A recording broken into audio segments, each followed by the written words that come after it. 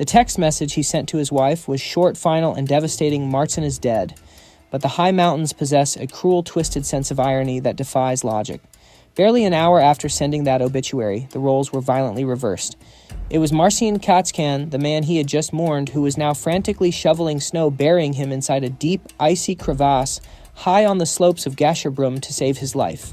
Artur Hajzer didn't just climb mountains, he lived his entire existence dancing on the razor's edge of the abyss. He had stood witness as the terrifying south face of Lhotse swallowed the legendary Jerzy Kukuczka whole. He had been on the radio helpless and listening as the voices of his own students faded into silence and death on Broad Peak. He forged an empire of ice warriors, resurrecting the glory of Polish winter, mountaineering, yet the peaks always returned to collect their debt with interest. The haunting question remains, how did a master strategist, a man who thrived in conditions that killed the world's best, end up the victim of a fatal error on a slope he should have conquered? To understand the end, we have to rewind the tape to the very beginning.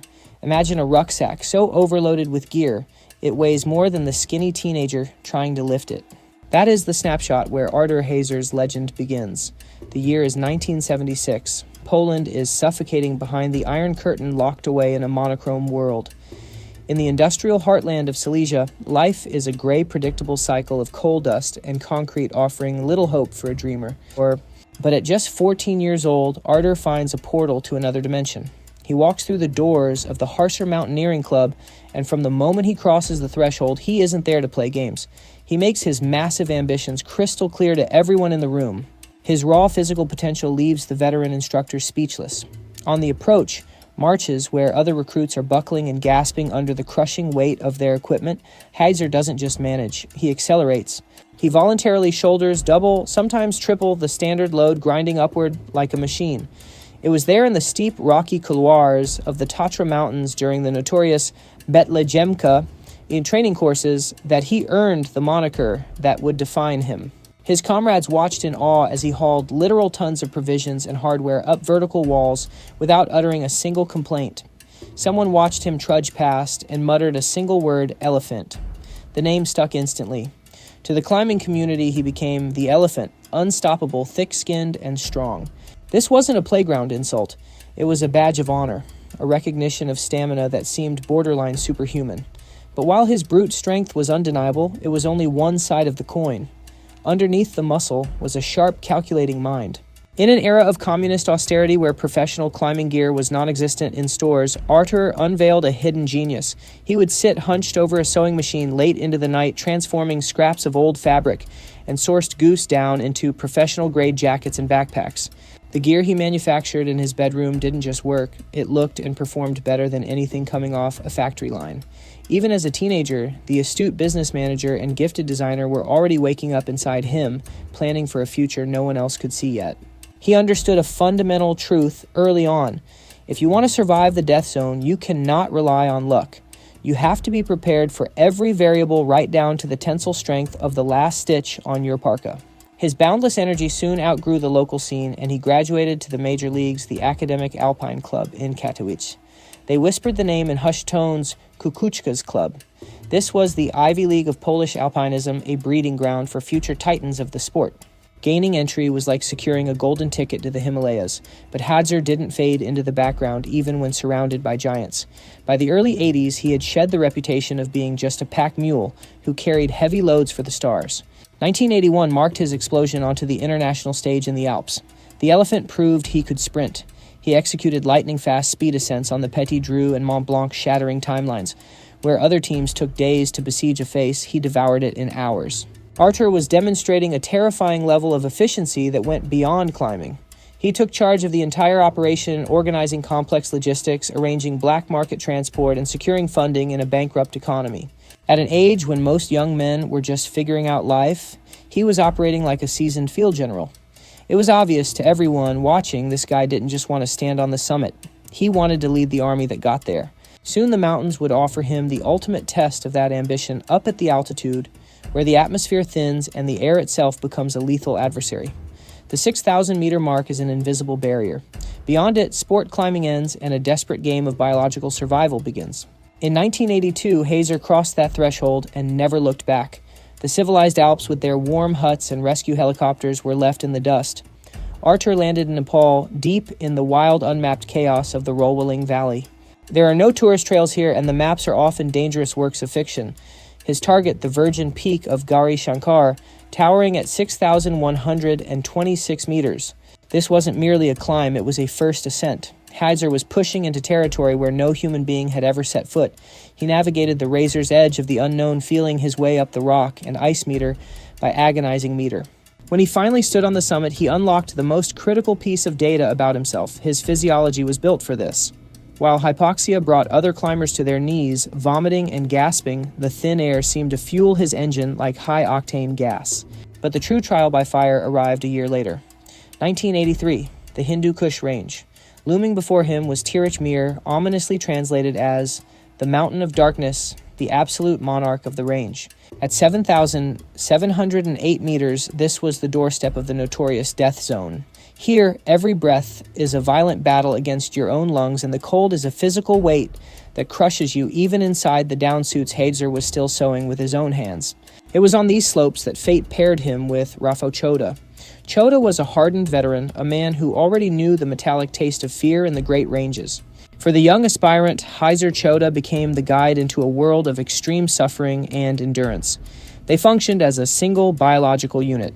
Artur studied his partner obsessively, absorbing every subtle movement, every survival instinct. On Tirich Mir, he learned his doctorate in mountaineering. You do not conquer these giants with a quick, reckless assault. You conquer them with a siege. He saw the gritty underbelly of Himalayan expeditions. It wasn't about romantic sunsets or campfire songs. It was about brutal, grinding logistics. It was caravans of porters moving tons of crates, establishing chains of camps, and the endless mind-numbing loops of acclimatization. Artur fell in love with this cold mathematics of survival. He possessed a natural talent for managing the entropy, for calculating caloric burn and oxygen supplies over weeks of isolation. When he descended from the Hindu Kush, the strong kid from Katowice was gone. In his place stood a high-altitude mountaineer, fully prepped to tackle the 8,000ers. But first he had to face the south face of Lhotse, 3 vertical kilometers of ice and rock that separate the living from the dead. This isn't just a mountain slope. It is one of the most terrifying vertical walls on the planet. Climbers of the 20th century looked at it with dread, calling it the problem of the 21st century. The year is 1985. Artur Hajzer stands at the base of this monster. The stakes are maximum. He is operating near 8,000 meters deep in the death zone, where the body begins to cannibalize itself, and brain cells die by the millions from oxygen starvation. Tethered beside him is his trusted brother-in-arms from the Hindu Kush, Rafał Choda. They move in a hypnotic rhythm, pushing for the summit. But the mountain dictates the terms, and today the mountain is angry. The weather collapses, the wind begins to grind the air into sharp ice crystals, screaming across the face. They make the heartbreaking but necessary call turn back. The summit was tantalizingly close, but survival was the priority. They begin the retreat, bodies utterly drained, minds hallucinating warmth. They are dreaming of nothing but a hot cup of tea in the safety of the high camp tent. And then the nightmare strikes, the moment every climber who has ever tied a knot dreads more than death itself. A fraction of a second, a momentary lapse in focus. Rafał Choda slips. Hajzer watches it happen with horrific clarity. There is no cinematic scream, no Hollywood drama, just the sickening, dull thud of impact, and then his friend's body vanishes into the bottomless white void of the south face. Artur is left completely alone, clinging to a vertical wall of ice. The only sound is the howling wind and the deafening silence of the space where a living man stood just seconds ago. Shock hits him like a physical blow, cold and paralyzing. Hajzer forces himself to descend to camp on autopilot, moving mechanically while a scorched hole burns through his soul. He has just undergone the cruelest baptism in mountaineering. Most men break after an event like that. They sell their gear and retreat to the safety of the lowlands forever. Artur sits in base camp, stunned into silence by the loss, and for a moment it seems his career has died on that wall along with Rafał. But someone is watching him closely. Jerzy Kukuczka. The legend, the man made of granite, looks at the young survivor and sees not a victim but a warrior. Kukuczka understands the mental fortitude required to come back from that edge.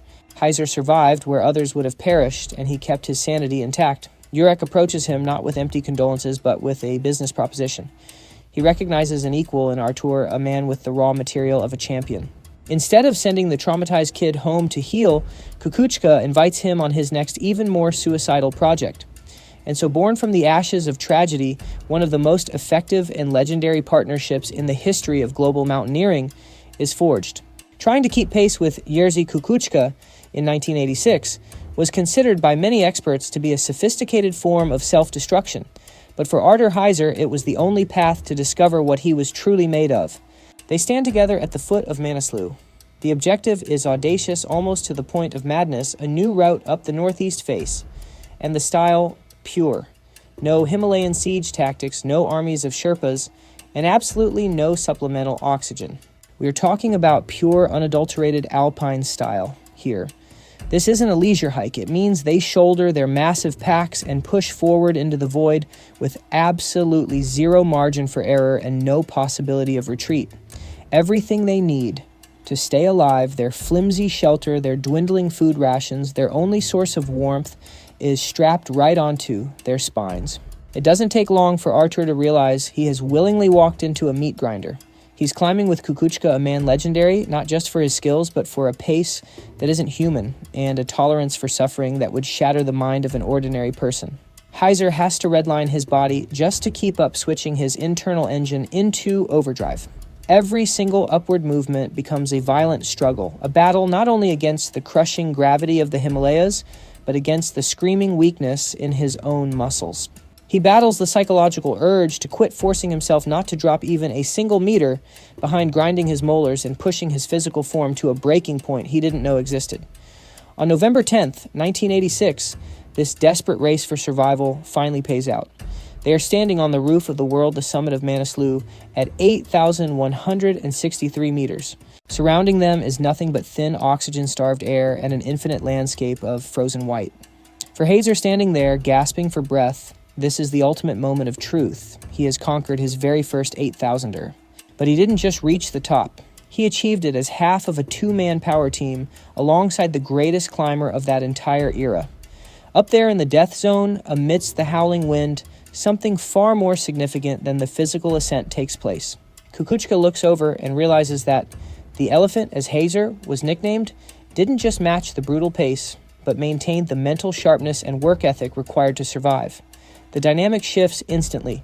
There is no longer a mentor and an apprentice. Now there is a partnership of equals. In that moment, Hajzer cements his reputation as the primary wingman to a living legend. He has the internal confirmation he needed. He can thrive and perform at an elite level in conditions where most other climbers are barely managing to keep their hearts beating. And truth be told, they would need every ounce of that newfound confidence almost immediately because a true monster was waiting for them just around the corner.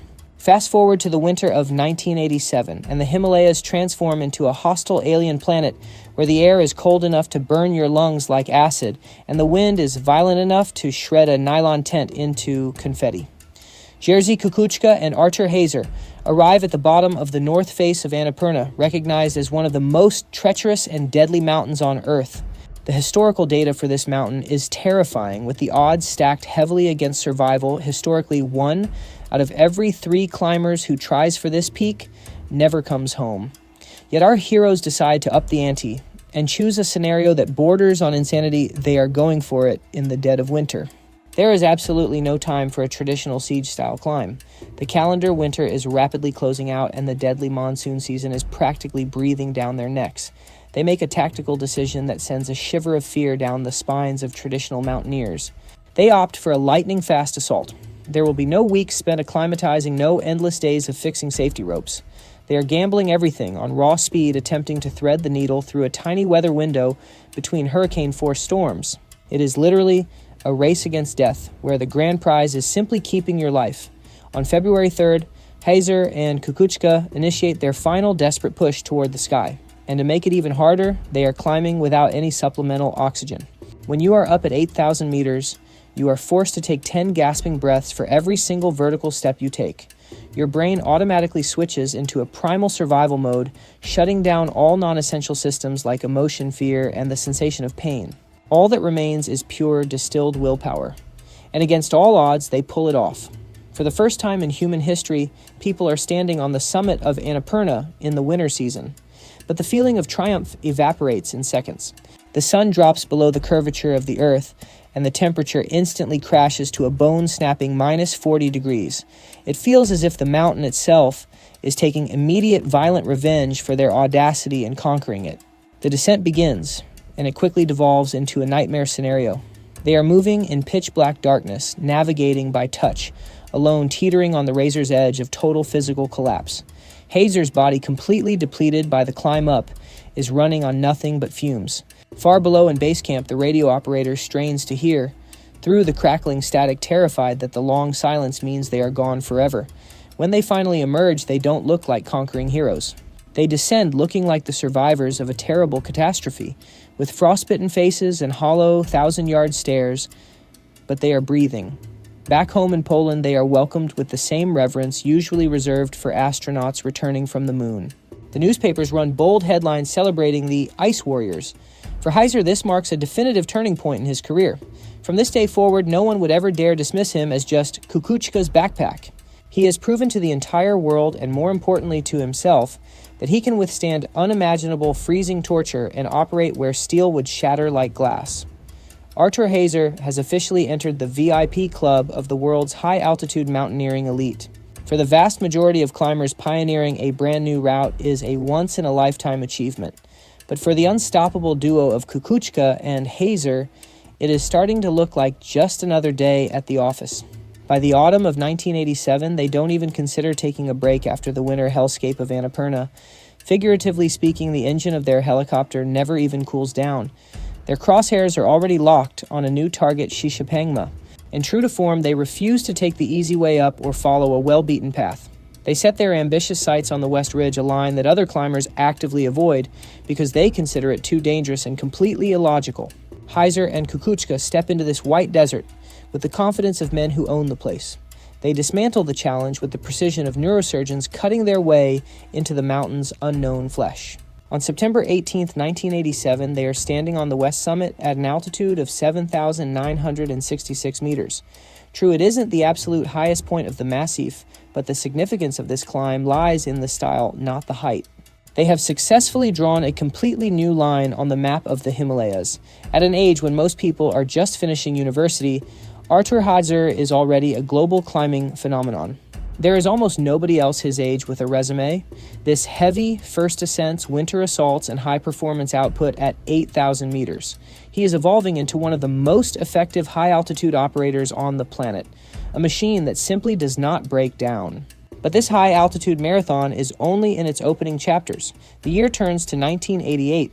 The mountains are calling out to them again, and once again the destination is Annapurna. You have to ask yourself, why go back to a place that tried to kill you just 18 months ago, but this time they target the east summit, standing at 8,010 meters. And once again, they refuse to compromise on difficulty. They attack the mountain via the southeast face. This is a sheer vertical wall that demands not just lung capacity, but virtuosic rock climbing technical skills at an altitude where jumbo jets cruise. On October 13th, they get the job done yet again. Another new route is added to the history books of Polish mountaineering. The partnership is operating flawlessly. You see, by this point, the climbing world has reached a consensus. For these two men, the word impossible does not exist. They aren't just climbing mountains. They are rewriting the rule book of the sport. Kukuczka brings decades of experience and animalistic instinct. Hajzer brings youthful power and cold mathematical calculation. They have reached a level where they understand each other without speaking, communicating solely through the tension on the rope. This is the absolute peak of their power. They seem invincible, like gods who walked down to earth to teach mortals how to climb. The entire globe is watching them, holding its breath, because every single one of their expeditions ends in glorious triumph. It feels like this incredible winning streak is destined to last forever. But then 5 lives are extinguished in a heartbeat as a massive avalanche rips through the Lola Pass. The date is May 1989, and Everest turns into a horror show. An entire team of elite Polish climbers is swept away into the void. By some absolute miracle, one man survives the slide, Andrzej Marciniak, but his situation is actually worse than being on death row. He is stranded at 6,000 meters, his protective goggles are gone, and severe snow blindness is slowly plunging his world into a terrified white darkness. He has no gear to descend into Nepal through the labyrinth of the deadly Khumbu icefall. His escape route is cut off. The only theoretical way out is to go up and over the border, crossing into China. But he is injured, blind, and completely isolated, waiting in Kathmandu. Artur Hajzer realizes the gravity of the situation. The clock is ticking loudly. Andre is rapidly running out of air, food, and physical strength. Hajzer immediately steps into the role of a battlefield general commanding a war to save one man's life. He concocts a rescue plan that sounds like sheer madness to anyone listening. Marciniak can only be saved from the north by entering through Tibet. But here Hajzer runs into a wall far more formidable than any rock face. China is in a state of absolute turmoil following the events at Tiananmen Square. The borders are sealed. Airtight martial law is fully in effect, and the diplomats are just shrugging their shoulders in defeat. No one is going to let a group of foreigners into Tibet during a crisis like this. Hajzer switches into full-on diplomatic battering ram mode. He gets the embassies involved, leverages every contact in his Rolodex, pushing, pleading, and demanding action. Incredibly, he manages to break through the political blockade. Against all odds, China gives the green light. But having permission isn't enough. He needs a special forces team of mountaineers. Artur finds two guys crazy enough to risk it all. New Zealanders Rob Hall and Gary Ball. In just a few years, those names will become tragic legends on Everest, immortalized in books and films. But right now, they are simply two extremely fit guys, ready to drop everything and race into the unknown just because Artur Hajzer made the call. This marks the ignition point of an insane rescue mission that history would later dub Operation Thunderbolt. Without a second thought, they pile into a truck and tear across the jagged mountain roads, pushing the gas pedal through the floor and completely ignoring the screaming exhaustion in their bodies. It evolves into a brutal forced march, a race against the Reaper that pushes both mechanical engines and human biology to their absolute breaking points. Approaching the sheer wall from the north, they launch their assault. Hajzer, along with Hall and Ball, starts moving vertically at a pace that shouldn't be possible. At this altitude, they are practically sprinting up the death zone. They are driven by the terrifying knowledge that somewhere high above, trapped in a freezing snow hole, a man is already making his final peace with the universe. By the time they scramble up to the Low La Pass, Andre Marciniak is fading fast. When he hears the voices of his rescuers, his oxygen-starved brain can't process it. He thinks he's hallucinating the sounds of angels or ghosts. They don't just help him up, they grab him and literally rip him out of Everest's freezing, deadly embrace. The descent that follows is a masterclass in precision, no panic, no wasted emotion, just cold, hard efficiency.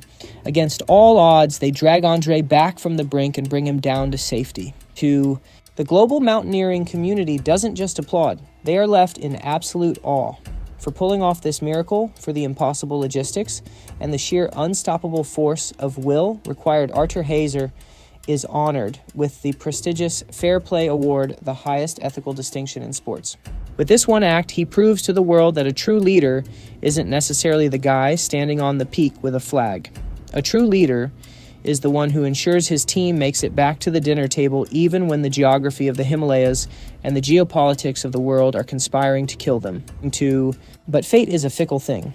The life of the greatest climber of his generation ends up hanging by a thread, specifically a thin 6mm rope, purchased cheaply at a chaotic bazaar in Kathmandu. It is October 1989. Jerzy Kukuczka has returned to settle the score with his ultimate nemesis, the legendary south face of Lhotse. This is the same terrifying wall that had previously tried to murder both him and Hajzer, but this time, the cast of characters has changed. Artur isn't there to share the load on the summit push. The elephant, as Hajzer is known, is stuck on the sidelines, perhaps grounded by logistical nightmares or maybe just shattered by the bone-deep fatigue from that insane Everest rescue. For the first time in years, Kukuczka is making his final play for glory without his most trusted partner watching his back. Instead, Rysard Pawłowski is on belay duty. On October 24th, the drama spikes to its breaking point at an altitude of 8,200 meters. The air is thin and the stakes are infinite. The summit looks deceptively close, tantalizing them as the sun bathes the slope in a golden, inviting light. But at this altitude, one wrong step is all it takes to rewrite history.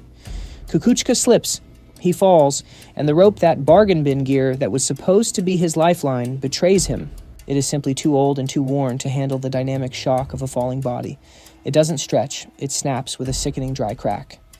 Pawlowski stands there frozen in absolute horror, helpless, as he watches his partner's silhouette shrink and vanish into a 2-kilometer vertical abyss. A ringing, deafening silence settles over the face of the mountain. The same cruel peaks that once took Rafał Chowda right in front of Hajzer's eyes have now claimed his mentor, the legendary Jurek. When the news of this catastrophe reaches Hajzer, his entire universe fractures. This isn't just standard grief for a lost friend. It is a fundamental collapse of his reality. To him, Kukuczka was an unshakable monolith, living proof that human willpower could dominate the laws of gravity.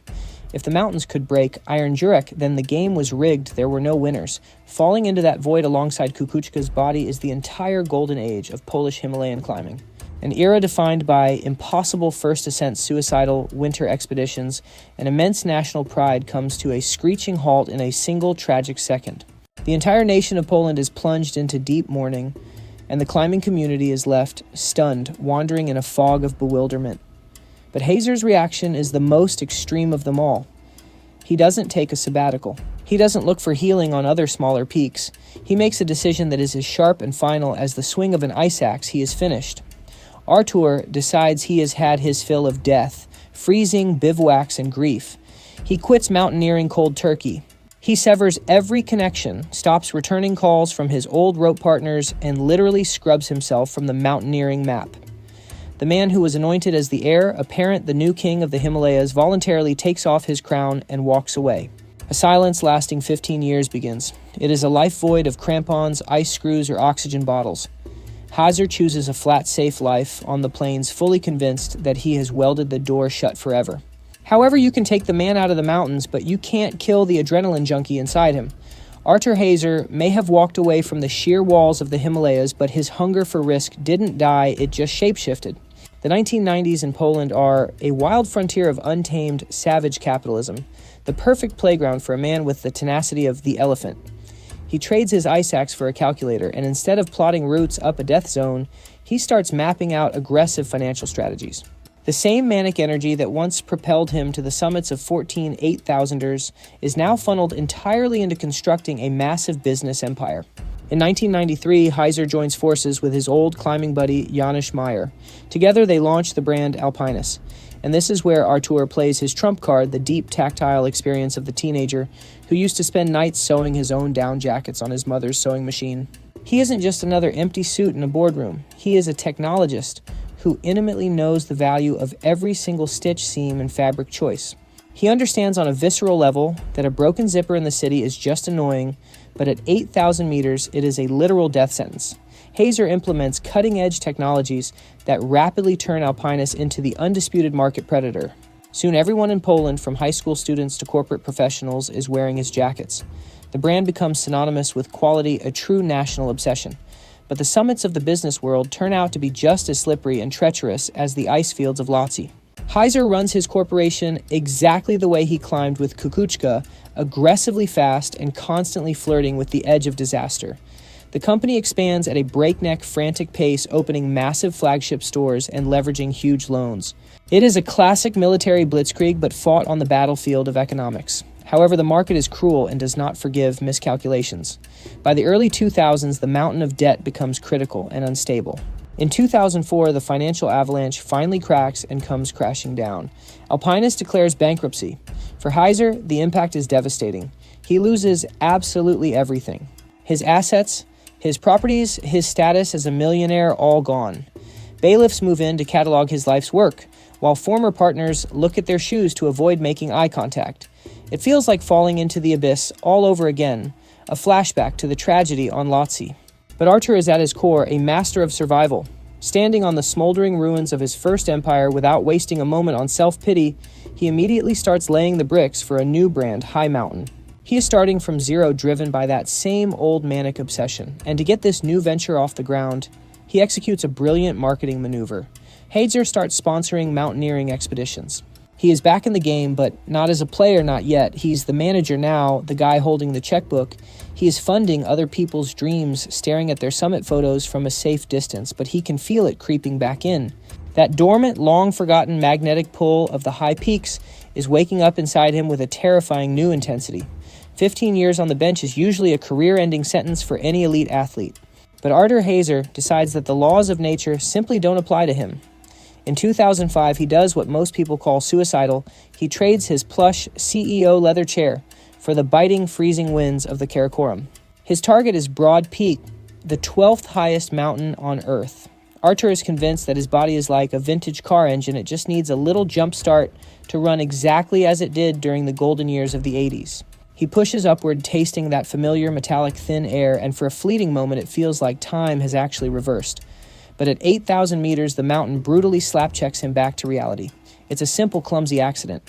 One wrong step, a boot, placed awkwardly on the rock-hard fern snow, and a sickening, dry crack echoes through the thin air. Hajzer has snapped his leg. Anywhere else on the planet, this is a hassle that requires a cast and some crutches. But here in the infamous death zone, a broken leg is effectively a death warrant. A climber who cannot walk under their own power at this altitude is, statistically speaking, a corpse. He instantly transforms into an 80-kilogram dead weight that must be lowered down sheer ice walls, a task where every single rescuer is gambling with their own life. The situation spirals to critical levels immediately.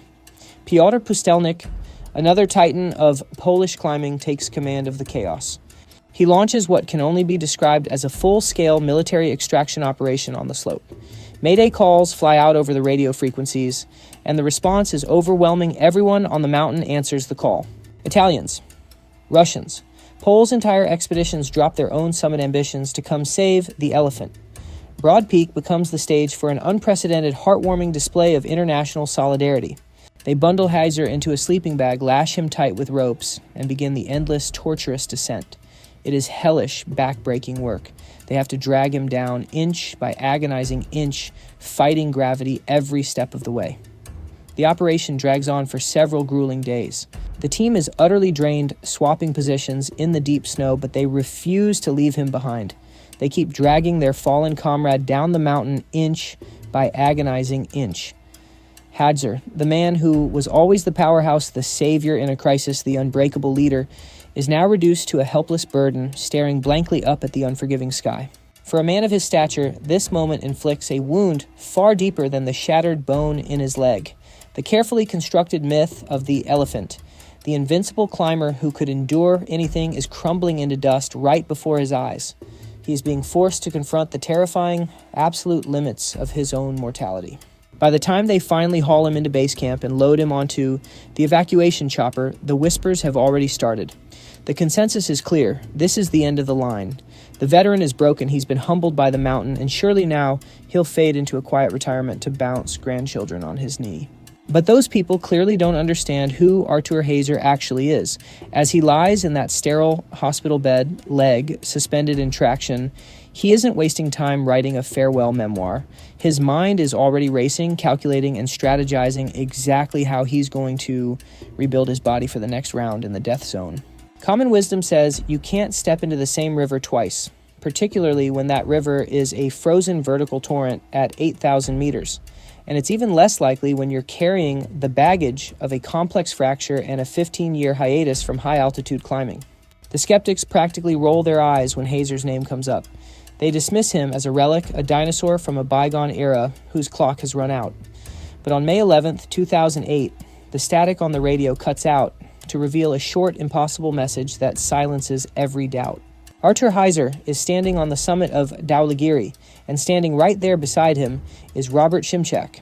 The imagery is almost poetic, the doctor and the patient side by side having conquered the White Mountain as a unified force. To Hajzer, standing on that peak means more than any gold medal or accolade ever could. It is undeniable proof that the old elephant hasn't just spent his time licking his wounds in defeat. He has clawed his way back and reclaimed his legendary strength. His body is once again humming like a vintage diesel engine, in the freezing, cold, rugged, reliable, and completely unstoppable. But he knows that bagging one summit isn't enough to shut the critics up for good. To do that, he needs something deadlier. He needs the killer mountain.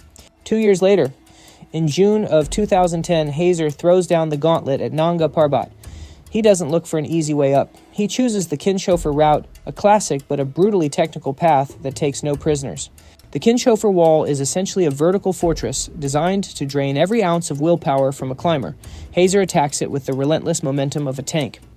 On June 23rd, he stands on the summit and the message is loud and clear. He isn't just back in the game, he is back in the elite tier of high-altitude mountaineering. He has proven he is physically capable of leading, making life or death calls, and dragging a team to victory. But right there at the height of his triumph, Artur is struck by a heavy, sobering realization. He looks around the sprawling base camps and sees a picture that chills him. The tents are filled with Spanish, Italian, and Russian climbers, along with wealthy commercial tourists. But he has to ask himself, where are the Poles? What happened to the terrifyingly effective Polish mafia that ruled the Himalayas with an iron fist in the 80s? They have vanished. He sees a total vacuum. It's just him, the graying veteran, the last of the Mohicans, standing on the edge of a void. The vital connection between the generations has been snapped. The young guns are safe in Warsaw, pulling on plastic holds in climbing gyms, but they are either too afraid or simply untrained to face the true giants. Hajzer understands the gravity of the situation immediately. If he doesn't act now, Polish Himalayism will die out when he does. The glorious legend of the Ice Warriors will be reduced to nothing more than text in dusty history books. That thought terrifies him more than any avalanche ever could. Artur decides that his personal victories are meaningless if there is nobody left to pass the torch to. A grand plan begins to form in his mind, a strategy with a scale and ambition comparable to a military siege on Mount Everest itself. He envisions something far bigger than a single expedition. He wants to build a national program from scratch.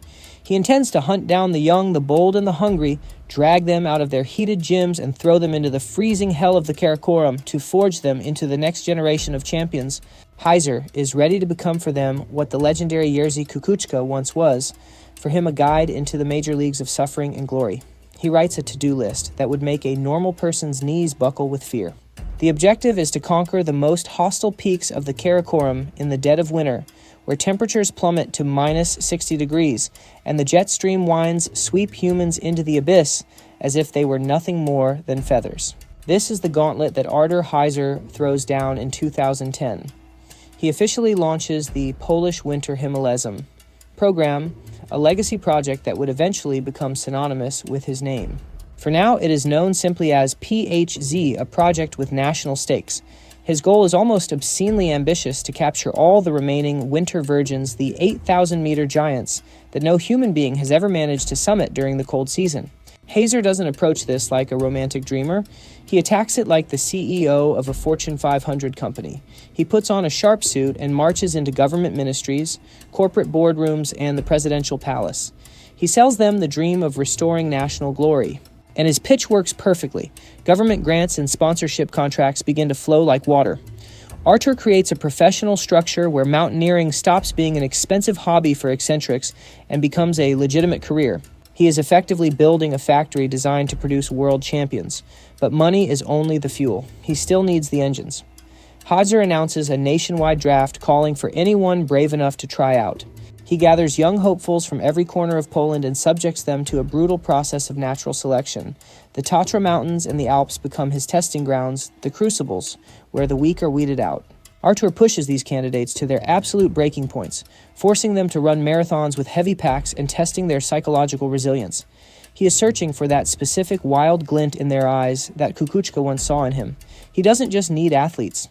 He needs true fanatics, people willing to endure hellish cold for a higher purpose. Naturally, the old guard of the climbing community watches this experiment with unconcealed skepticism and disdain. The whispers in the corridors soon turn into open mockery. This is just Hajzer's kindergarten. The veterans laugh at the absurdity of Artur leading a bunch of green kids up deadly walls. They view it as a reckless stunt that borders on criminal negligence. Criticism rains down from every direction, with journalists asking uncomfortable questions about the competence of these young recruits.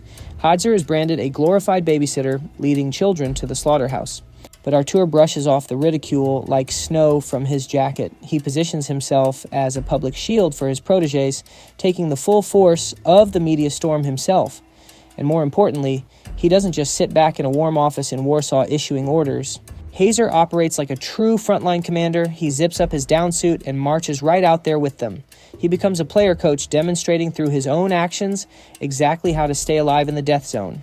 He shares the cramped, freezing tents with these young guys, eats the same tasteless, freeze-dried sludge, and shivers in the same biting wind, proving that the dad of the program is willing to risk just as much as his kids. The critics' words mean absolutely nothing at 8,000 meters, and Artur Hajzer knows there is only one way to silence them. He needs a result. He needs a victory that will shine brighter than any gold medal. In the autumn of 2011, he leads his squad to Makalu, the fifth highest peak on Earth, and it is here on the slopes of this Himalayan giant that the PHZ program finally plays its ace card. Standing out among the participants is a young guy with a defiant stare and phenomenal physical conditioning named Adam Bilecki. In him, Hajzer sees a mirror image of himself from 30 years ago. He sees the same hunger, the same animalistic capacity for suffering. On September 30th, they stand on the summit of Makalu together, the veteran master and his greatest discovery. This ascent marks the turning point. Artur has proven it to everyone his incubator actually works. He isn't just guiding tourists up a hill, he is cultivating a new elite force capable of performing without bottled oxygen in the death zone. But Makalu is merely the warm-up act for the main event. The winter of 2012 arrives and the target is locked. Gasherbrum 1, the hidden peak in the Karakoram, a mountain that has never surrendered a winter summit. For this mission, Hajzer trades his ice axe for a radio handset.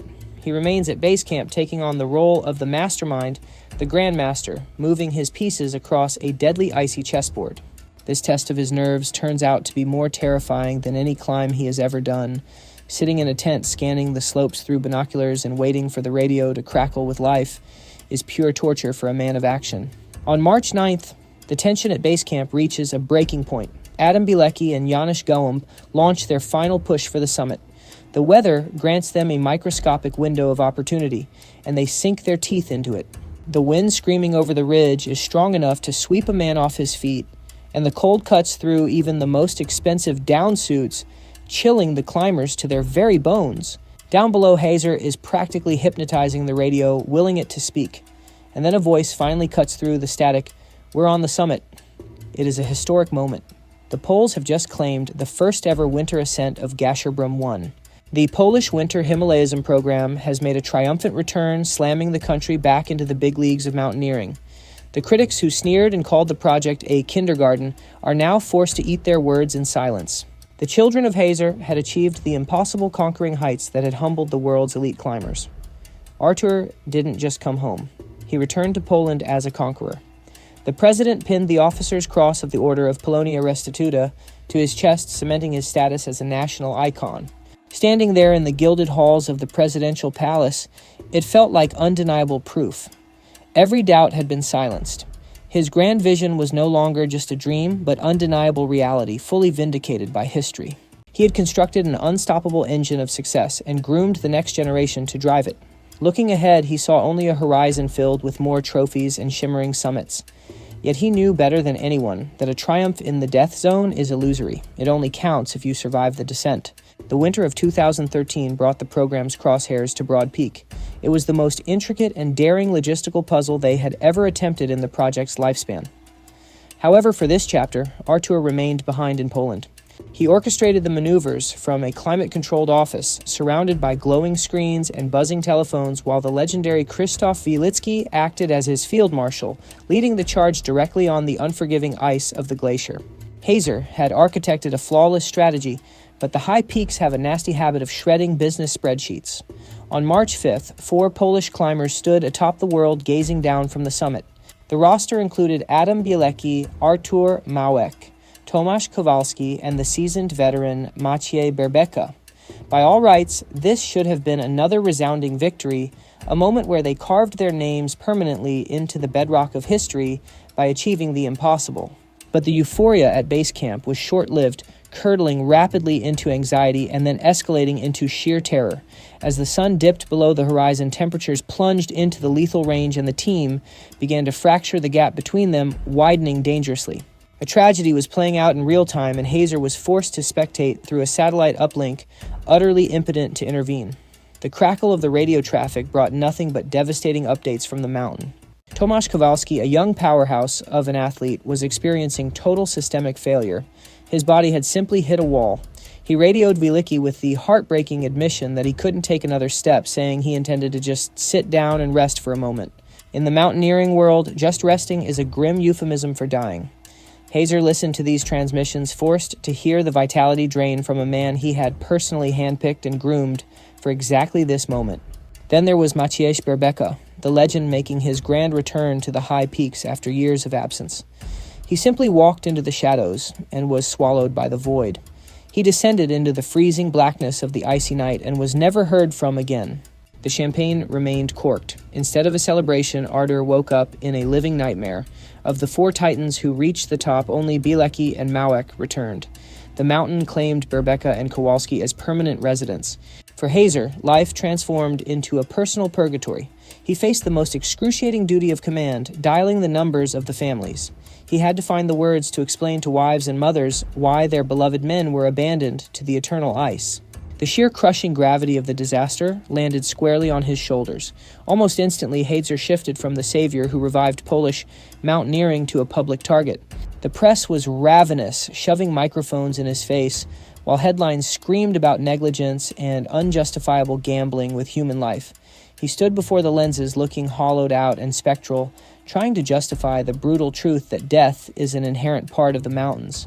Artur came to the grim realization that his creation, the program he birthed, possessed a fatal flaw, a fracture deep in its foundation that no amount of gold medals or accolades could plaster over. The cost of glory had proven exorbitant, and the bill had arrived with his name on it.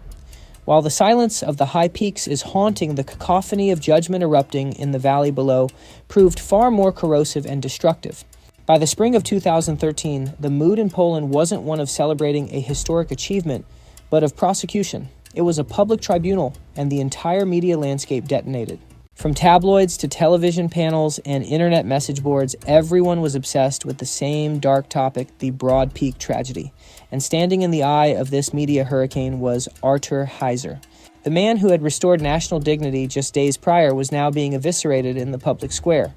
A grieving society demanded a culprit, a sacrificial lamb, and the program's director was the perfect candidate. The allegations pummeled him like a landslide. Old rivals and disgruntled colleagues, silent for years, suddenly emerged with long lists of grievances, sensing blood in the water. They painted him as a dictator, a cold-blooded manager, playing God with human lives to feed his own ego. Stories circulated about inadequate preparation and the immense pressure he allegedly exerted to force climbers into dangerous risks. The PHZ program, once heralded as a beacon of success, was now branded with the stigma of being a death machine. Every logistical choice, every command was dissected under a microscope by critics who had never climbed higher than the 3rd floor. Yet Hajzer refused the easy way out. He didn't blame the weather bad luck or the errors of the fallen. He faced the firing squad of cameras and stated simply, "I am the leader. The responsibility stops with me." He shouldered the entire burden alone. But while that shield deflected the legal blows, it offered no sanctuary for his spirit. Internally, Artur was disintegrating.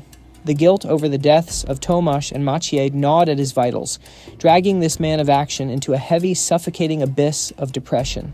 Friends and family watched helplessly as the spark vanished from the eyes of the man they affectionately called the elephant. Yet even in this diminished state, he summoned the will for one final battle. The vitriol wasn't reserved solely for him. It spilled over onto the survivors. Adam Bilecki, the program's golden boy, was accused of cowardice and selfishness for descending first and separating from the group. Hajzer saw the mob ready to tear the young climber to shreds, and Artur threw himself in between. He fought fiercely to defend Bilecki, trying to explain the savage laws of the death zone, where the morality of the flatlands simply doesn't apply. He absorbed wave after wave of fresh hostility, willingly becoming the lightning rod to preserve the reputation and sanity of his student. Hajzer understood that capitulation meant the burial of Polish mountaineering beneath the rubble of this scandal. There are places a man runs to, not for glory but for silence, even if that silence can kill you. In July of 2013, Artur Hajzer was packing his gear. He didn't move with the swagger of an athlete eyeing a record, but with the desperation of a man backed into a corner. The noise back in Poland had become physically unbearable. Every ring of the phone felt like an interrogation. Every stranger's glance on the street felt like an accusation. He needed to vanish to go off-grid where no reporters, prosecutors, or armchair experts could find him. He set his compass for the Karakoram. The itinerary he designed was terrifying, even for the most hardened elite alpinists.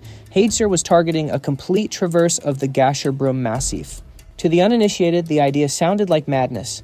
Summit Gasherbrum 1. Then, without retreating to the safety of base camp, navigate a razor-sharp ridge at nearly 8,000 meters to launch an immediate assault on Gasherbrum 2. This was beyond sport. It was a marathon of survival played out in the stratosphere. It required spending several days in the death zone with zero recovery hallucinatory sleep deprivation and barely enough food to keep going. Artur framed it as a dress rehearsal. The official narrative for sponsors and the press was ambitious. It was necessary training for the ultimate goal of his life, the first winter ascent of K2. He persuaded the world that this traverse was a prerequisite, a way to calibrate his body to the absolute limit before challenging the king of mountains. He kept wearing the mask of the visionary eyes fixed on the future. But his inner circle knew the truth. K2 was just a pretext. The real mission was escape. He was desperate to reach a place where the only adversary was the biting wind, not the crushing weight of public opinion. The mountains are honest. They can kill you, but they will never lie to you or betray you. For this journey, his partner was Martin Katzkin, a man as solid as rock, a quiet biophysicist who understood the grim calculus of high altitude on the human body. They went as a stripped-down pair, eschewing the large entourages. It was a return to the primal roots of alpinism. Yet upon reaching base camp, the atmosphere was undeniably strange and heavy. Gone was the electric excitement of the program's early successes. The air hung heavy, saturated with the dark tension Hajzer had carried in his luggage all the way from Europe. They toiled in silence, focused as if performing hard labor rather than sport. Artur looked drained before the first crampon touched the route. The psychological burden he carried was far heavier than any 100-kilogram pack strapped to his back. He was attempting to medicate his depression with severe hypoxia gambling that at an altitude where the brain struggles for every breath of oxygen, the haunting memories of his dead friends and his ruined reputation would finally recede. What began as a bold expedition transforms into a harrowing death march for two isolated souls amidst the frozen giants, where every agonizing step toward the sky is really just a desperate bid to outrun the doom waiting in the abyss below. They are operating at 7,600 meters above sea level. This is the death zone, a merciless altitude, where human ambition is routinely crushed by the simple, brutal laws of atmospheric physics. On July 7, 2013, climbers Artur Hajzer and Marcin Katzkin slam directly into this invisible barrier. They depart from Camp 3 at 7,150 meters, their spirits high and fueled by a steely determination to conquer the peak. The summit of Gasherbrum 1 taunts them, sitting just 400 vertical meters overhead. Down at sea level, a conditioned athlete could sprint that distance in mere minutes, but up here in the suffocatingly thin air, it represents hours of torturous, lung-burning labor. They fight their way upward, clawing for every inch, until the Karakoram decides to spring its lethal trap. The weather shifts with terrifying speed, flipping from manageable to catastrophic in a heartbeat. A hurricane-force gale screams down the mountain, wrapped in a blinding curtain of snow. In seconds, visibility plummets to absolute zero. Hajzer, a veteran strategist who knows these peaks intimately, realizes the cold truth. Pushing forward into this white hell would be nothing less than signing their own death warrants. With the summit swallowed by the whiteout, they make the only rational choice available to men who want to see another sunrise retreat. The dream of the traverse, the vital training for the K2 expedition, all of it dissolves like mist before their eyes. The mission parameters have shifted instantly from conquest to survival. The only escape route lies through the Japanese couloir, a notoriously narrow, sheer gully packed with ice and snow that acts as a natural high-velocity wind tunnel. Climbing down this chute is infinitely more dangerous than going up. Their legs are trembling jelly, and their mental focus is shattering under the weight of extreme oxygen deprivation. They are descending unroped, a calculated risk. It is a grim scenario of every man for himself, ensuring that a single mistake by one climber doesn't drag the other into the void. And it is right here in this fragile state that the universe twists reality into a knot. Through the storm, Hajzer watches Katzkin's silhouette lose traction and begin to slide uncontrollably down the face. In Artur's mind, warped by hypoxia and adrenaline, the conclusion is absolute. He has just watched his partner plummet into the bottomless abyss. Hajzer reaches for his phone with fingers numb from the cold. Trembling, he types out a message to his wife, Isabella, back home. The text is brief, devastating, and final. Marcin has fallen. That digital transmission rockets across the globe to Poland, detonating a bomb of grief and horror. Katzkin's family, the climbing community, and the rescue coordination centers, everyone accepts the heartbreaking fact that Marcin is gone. At that precise second, Hajzer believes he is the last living soul on the mountain, but the high peaks are a hall of mirrors where your own eyes can betray you. In reality, Marcin Kaczkin had not fallen into the void at all. He had indeed slipped terrifyingly so. But after tumbling a few meters, he managed to slam his ice axe into the slope, arresting the fall in a feat of desperate strength. He is very much alive. He hauls himself upright, shakes off the powder, and continues his descent completely unaware that his team leader has already reported him dead to the world. But directly above him, the true tragedy is about to strike, reversing their roles in a cruel twist of fate.